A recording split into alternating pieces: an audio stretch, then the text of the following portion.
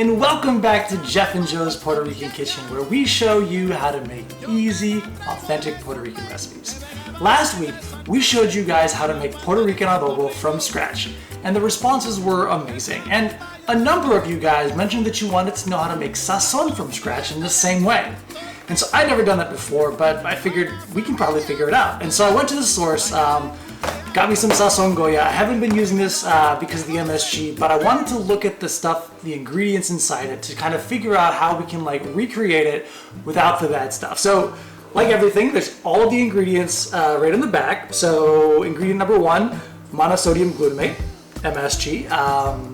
Again, there's a lot of stuff out there about whether or not it's good for you, bad for you. A lot of people are concerned about some of the effects that it might have, so most people stay away from it. I've been doing that just out of safety. So that's the first one here, which again is why I don't really use it that much anymore. Second thing is salt. Third thing, dehydrated garlic, then cumin, then yellow number 5.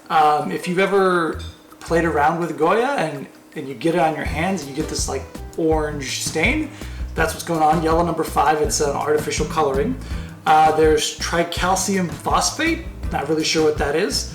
Then there's coriander, just another name for cilantro.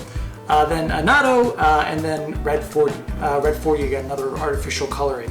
So that's what's in it. And again, we can kind of pick and choose those things that we don't want. Obviously, MSG, a problem. A lot of people don't want it, so we can leave that out. The artificial colorings, yellow 5 and red 40.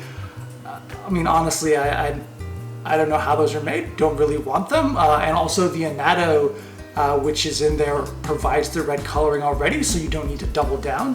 Honestly, it's probably a cost issue that the artificial colorings are a little bit cheaper, so no need to do that.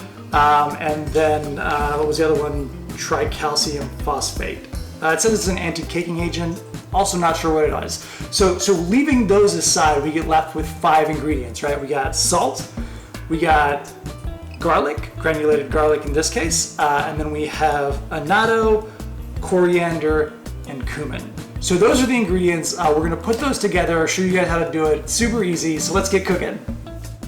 After leaving out all of the artificial ingredients in store-bought sazon, we are left with 5 ingredients: salt, garlic powder, coriander, cumin, and annatto powder. Once you've got your spices in hand, go ahead and measure them out. I've shared the amounts I use, but feel free to adjust the ratios as you see fit. Once you've measured out your ingredients, add them to a large bowl and mix together briskly to combine thoroughly. Once mixed, store your sazon in an airtight container to protect it from the humidity.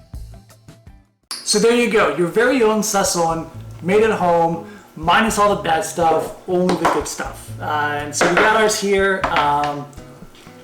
Give it a little taste.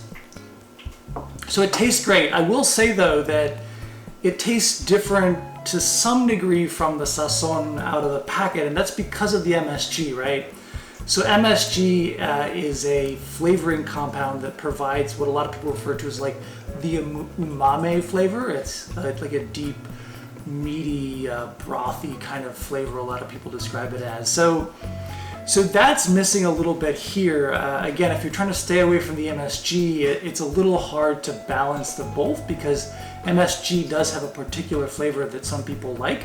And so if we leave it out for health reasons, we also leave out the taste. Now, that's not to say that there aren't some things you can do to change that, and I've got a couple products here that I've used from time to time to kind of give that umami flavor.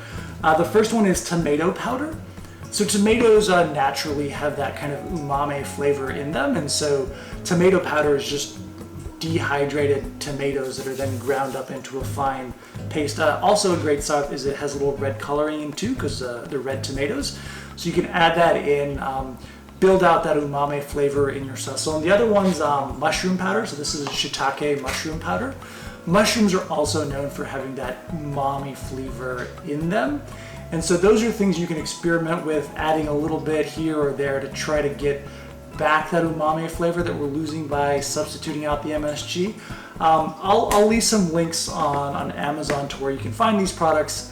Not everybody has access to them or is used to using them, so I left them out of the basic recipe, but if you guys are interested in kind of exploring how to get that umami flavor without the MSG, I think these are some good places to start. And if you have your own preferred way of doing it, let us know in the comments below. I'd love to hear how you guys are doing that. I'm always looking for new ideas on how to improve our flavor. So there we go, guys. Hope you guys enjoyed it. Like the video, subscribe if you haven't already. We really need your help getting out the word. So share this video with your friends. We'd really appreciate that. There's a link below. You can share it and you copy it, throw it in your Facebook post, tell everybody about these great recipes, and then they can come join us too. And then we'll see you again next week for another episode of Jeff and Joe's Puerto Rican Kitchen.